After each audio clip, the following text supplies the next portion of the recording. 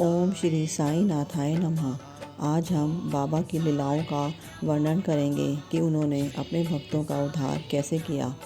बाबा के एक भक्त जिनका नाम बाला गणपत दर्जी था, एक समय बहुत तेज बुखार से पीड़ित हुए। उन्होंने हर प्रकार की दवाइयाँ और काढ़े पिए, लेकिन कोई लाभ न हुआ और फिर वे शिरडी दौड़े आए और बाबा के श्री चरणों की शरण ली। बाबा ने उन्हें एक विचित्र आदेश दिया।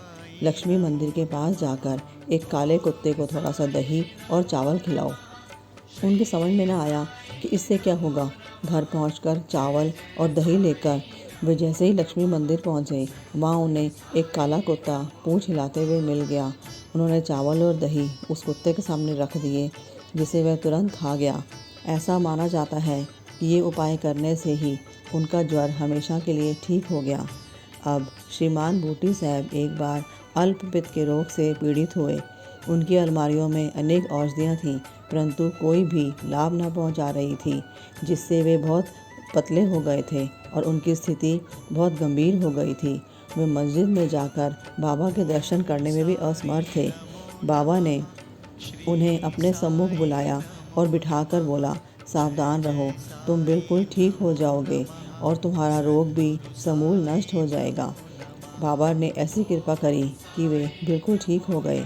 एक अन्य अवसर पर जब वे हैजा से पीड़ित हुए, जिससे उनकी प्यास बहुत अधिक हो गई, डॉक्टर पिल्ले ने हर तरह के उपचार किए, परंतु स्थिति न सुधरी। अंत में वे फिर बाबा के पास पहुँचे और उन्होंने उनसे औषधि के लिए प्रार्थना करी।